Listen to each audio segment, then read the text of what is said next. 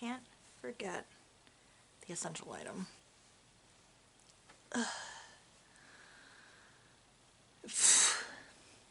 Alright. Hey folks, my name is Jen, and today we are going to do another weird mini poetry prattle. So usually with these poetry prattles, I pick a poem that has special meaning to me or one of my favorites, and then I will talk in depth about that poem. Like, I'll share it and then I will do an in-depth analysis of it, such as it is. I am not nowhere near a poetry expert or anything, but the bits of analysis that I learned in school many moons ago, I'll just use that to analyze, and then I talk about the poem and why it means something to me. That's usually what it is. Not too long ago I did a mini version where I just shared some poems that had been on my mind lately because I've been in a place, and that's about where we're at still. I'm still in a place. So like super busy right now because I've been mentally in a place. I procrastinated far too long on getting holiday goodies ready, so I'm kind of in panic mode right now. So this week and next week are just gonna be like super simple little videos because that's what I have time to work with right now, but I still want to get content out for you guys. But after that we'll start getting into, you know, the fun videos, like the wrap up and, like, you know, the end of year stats and wrap up and the best and worst and plans for next year and anticipated release and, you know, all the good shit. Anyway, this mild rambling that I was trying not to do is me saying today is going to be another mini poetry prattle. I have it slightly festive-ish in here. I've got a festive mug of tea because I'm going to be sharing some seasonal poems I really like. A couple of them I've known for a while, for like years and stuff, and really loved them. And then the others are poems that I found in the last week or so, and I just really liked them and thought they kind of felt on topic seasonally, basically. So I thought I would share them, maybe talk a little bit about them, not like too full in depth, because otherwise this video will be really long. And yeah, I figured just some poetry appreciation for the winter. So the first poem, and I found all of them, yeah, all of them came from poets.org. Actually, a couple of them, the ones that I know, I do have in physical copies in collections, but where I'm grabbing everything off of is poets.org. The first poem is Stopping by Woods on a Snowy Evening by Robert Frost. Whose woods these are, I think I know. His house is in the village, though. He will not see me stopping here to watch his woods fill up with snow. My little horse must think it queer to stop without a farmhouse near between the woods and frozen lake the darkest evening of the year. He gives his harness bells a shake to ask if there is some mistake. The only other sounds the sweep of easy wind and downy flake. The woods are lovely, dark and deep, but I have promises to keep, and miles to go before I sleep. And miles to go before I sleep. So I think that's a fairly well-known poem. I think next to The Road Not Taken and maybe Apple Picking, that's probably his most famous poem, so I'm sure you've probably heard that before. Robert Frost, where did he grow up? He grew up somewhere else. New Hampshire, maybe? No, born in San Francisco. Oh shit, I didn't know that. He lived in Massachusetts for a long time and also in Vermont, and he's actually buried in Bennington, Vermont, right down the road from where I went to college, actually. Me and a couple of friends, we actually went down to the cemetery and, you know, to visit his grave site. which is pretty cool. Yeah, I think that's one of his more famous ones, and with Robert Frost everything is mostly to the point. It is about stopping in some woods on a snowy evening on the way home, and just kind of, it feels very simple, but there's a lot underneath it, I think, of just that moment of quiet contemplation, enjoying nature, taking a moment to really take it all in, take in the beauty of it, take in just where you are. I suppose the last couple of lines could be literally miles to go before I sleep, miles before you're safe at home, or I suppose that you could also take a double meaning for sleep, meaning, death and everything. Kind of like that line from Shakespeare's, like, all the world's a stage, we are but the players, and something about a life rounded in sleep. It's from the same play, isn't it? I think it is. I could be completely wrong. It's been a long time since I've been reading Shakespeare. That kind of, it could have a second meaning here, which is possible. He wasn't, like, giant into metaphor and stuff, but sometimes there is like an underlying message in his poetry. I really like that one because of how simplistic it is, but beautiful.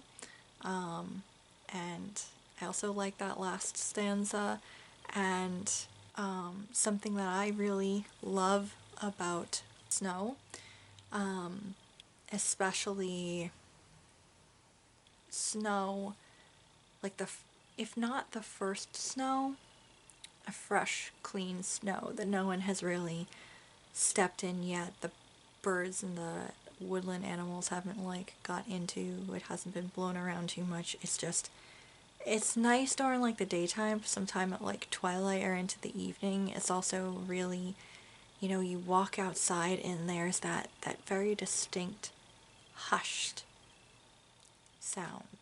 Like the world has suddenly been covered in, like, pillows, and everything is in an extra layer of quiet, and it's cold, but it's peaceful, and there's a beauty in it. I don't know. Those are, like, moments that I really enjoy, even if winter is not necessarily my favorite, and I don't like being cold, but yeah, those are one of those moments that always makes me feel really happy.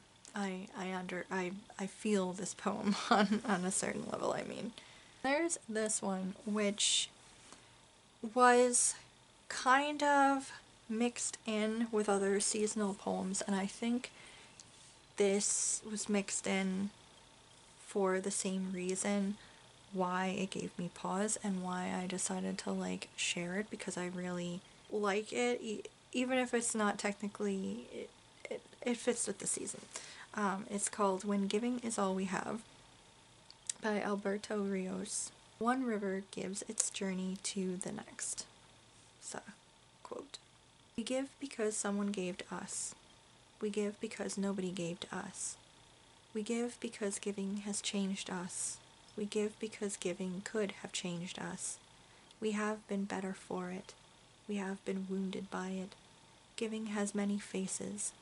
It is loud and quiet, big though small, diamond and wood nails.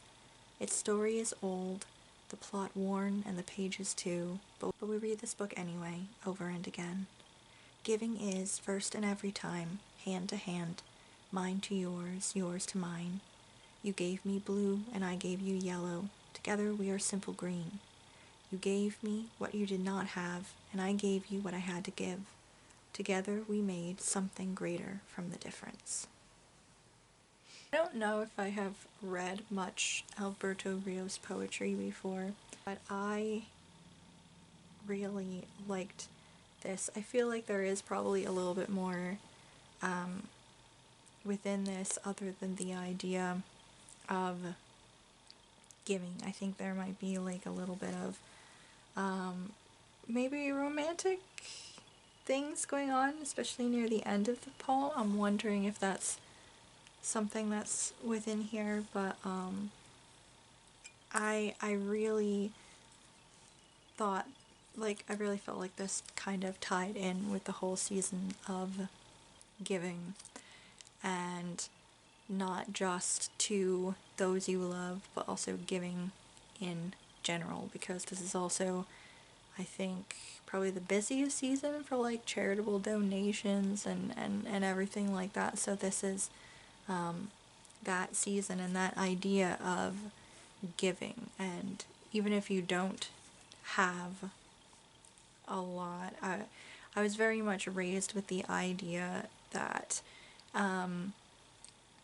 you don't have to make like a gigantic donation, but if you're able to do something that is important and that is something, frequently growing up, whenever they had the what is it called, there's a specific term for it, but it's like a specific tree in town with ornaments hanging on it, and the ornaments have information about children in need within the community or the surrounding community, and you adopt that kid for Christmas, and you go and you pick out those things for them that they need, or you do different stuff like that, and or you do like toy donations, or you do varying things like that. Like I was raised with the idea of,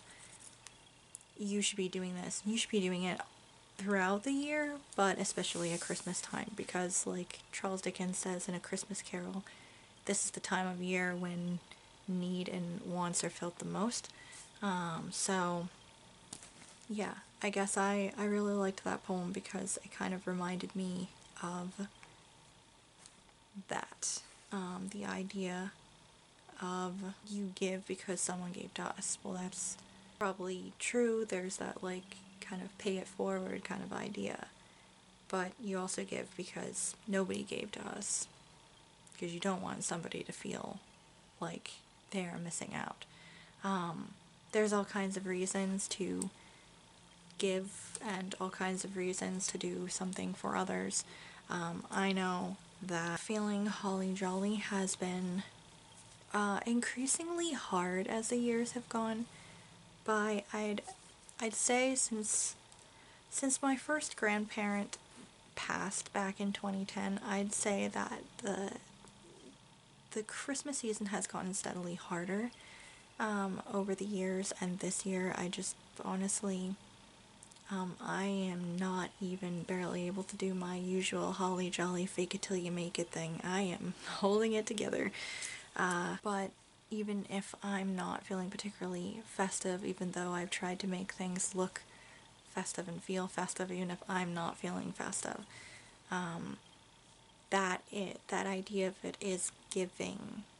Like, I'm in a sense trying to give that to myself, even if I don't particularly feel like it. I'm also trying to give to my husband to make sure that everything feels that cozy and stuff, even if neither of us are in the mood for it. And it also is like a time to, like I said, life is crazy, and I'm trying to like get things together and make things, because while I like a lot of different parts about this time of year, like a lot of the songs and movies and lights and the tree and the, everything. Reading Christmas Carol again. Like, I like all of that, and I like getting presents. I mean, who doesn't like getting presents? But I think what has made me happy and still makes me really happy is the ability to find the perfect gift for someone that you know is going to make them smile, or to be able to make the perfect thing for them that is going to make them smile. Like, that's a great feeling. And then also trying to pass that along to others, which I've added to my helpful links down below different like charitable organizations for this year. They're right at the top of everything, so I did add those. Please do indeed look at those links if you are unsure what to do. A couple of them are places that I've donated to before. Poem just, I don't know, kind of resonated me with this year, even if there's probably way more to it than what I am currently reading it as. Then this one, I've known this one since my school days. Those Winter Sundays by Robert Hayden. Sundays too, my father got up early and put his clothes on in the blue-black cold. Then with cracked hands that ached from labor in the weekday weather made banked fires blaze. No one ever thanked him. I'd wake and hear the coal splintering, breaking. When the rooms were warm, he'd call, and slowly I would rise and dress, fearing the chronic angers of that house, speaking indifferently to him who had driven out the cold and polished my good shoes as well. What did I know? What did I know of love's austere and lonely offices? That one is like, I think last time I did like a mini poetry prattle, something I talked about was like that idea of love being said with more than like actual verbal saying I love yous or something like that. And I think this is a poem that really struck me back in the day when we talked about it in school, and also something that I really felt as we read this, of this like quiet but really powerful way of expressing love for others. This idea of getting up when it's so cold to make the house warm for your family, to get things ready for them, to make their lives easier, like that kind of idea of that. And I don't know, it just kind of reminded me of a couple of things, like my dad, because he got up earlier than us, because of his working hours and stuff like that, and me and my mom would get up a little bit later, and he had snowblowed or shoveled the driveway, and not only had he done that so he could get out, but he'd also cleaned off my mom's car for her. And that's something that, as far as I know, he still does that. I think the last time we came up when it was snowing, he actually went out and did that for us before we left, which was nice. He did not have to do that. But that's just something, and I guess it also kind of reminded me of my grandfather a little bit too, of him getting up in the middle of the night to check the fire, or to get up early, well, early-ish. My grandparents did not get up early, hardly ever, unless they had company, but he'd get up at different times and check the fire and make sure that things were still good, that they were still running for all of us.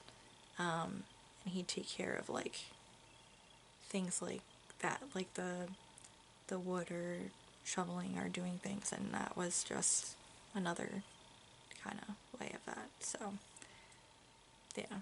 So the last one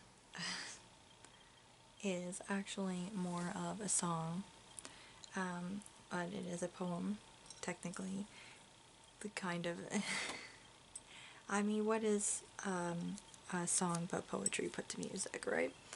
And this is also incredibly well known.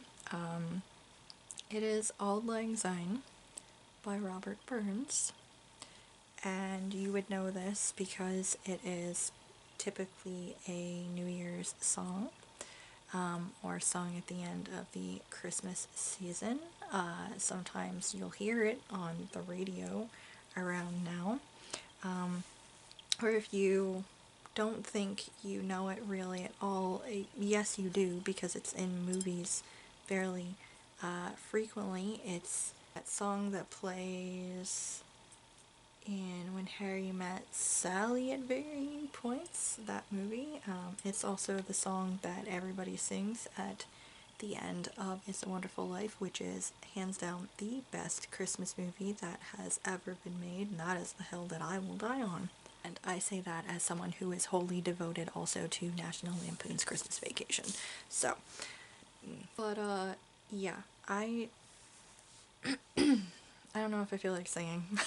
Should old acquaintance be forgot and never brought to mind? Should old acquaintance be forgot and old lang syne? For old lang syne, my dear, for old lang syne, we'll take a cup of kindness yet for old lang syne. But it says, and surely you'll be your pint stopped, and surely I'll be mine, and we'll take a cup of kindness yet for old lang syne. We twa ha run about the braes, and poured the gowans fine, but we've wandered mony a weary fit, sin auld lang syne. Twa ha paled it in the burn, frae morning sun till dine, but seas between us braid high roared, sin auld lang syne. And there's a hand my trusty fear, and gie's a hand of thine, and we'll take a right good willy wat for auld lang syne. I cannot pronounce Scots at all. I am so sorry for butchering that. I apologize to Robert Burns and to Scotland. As far as I know how to translate auld lang syne, basically it's basically a way of how it's used is saying goodbye to the old year and hello to the new. More of the general idea behind it is it basically means like old time's sake, so for old time's sake. So it's time long past. It looks like that's another translation. So basically it's, yeah, like I said, ringing in the new year, but reflecting on and saying goodbye to the old, but going into that new year with kind of a hopeful feeling, and having a drink with loved ones, basically for old time's sake, and kind of hoping that you'll have more of these old times. Basically, this is not a definite translation, but this is basically how I've always kind of translated it in my brain. Which, I mean, I have my doubts about next year. I have a lot of doubts about next year going well. But trying to be positive anyway. Damn, guys, I feel like I have been only melancholic and really shitty lately, and I do indeed apologize. But I hope that you liked hearing about some of these more wintry poems. These were just ones that, I mean, I looked at a lot of wintry poems over the past like week or so, and these were the ones that kind of stood out the most. There was another one that was technically grouped under like more of a winter or like New Year resolution type of thing, but I liked it so much and there's a lot going on in it that I didn't want to read it now, because I think I might do it for an actual like full poetry prattle at some point. Anyway, thank you for watching this video. I hope that, like I said, I hope you liked any of these poems. If there are any kind of seasonal poems that you particularly love, let me know down below, because I'm always up for hearing more poems. Please do, like I said, look at the links down below, the few that I have in the top are the ones that I recently added, and honestly I am a little bit behind on my video watching. I believe my friends over the GKBC have also been doing like some fundraising and like links to like viewing causes and stuff like that, so do check out their channel as well. Anyway, thank you guys so much for watching. Thank you for always watching, and I will see you all in the next video.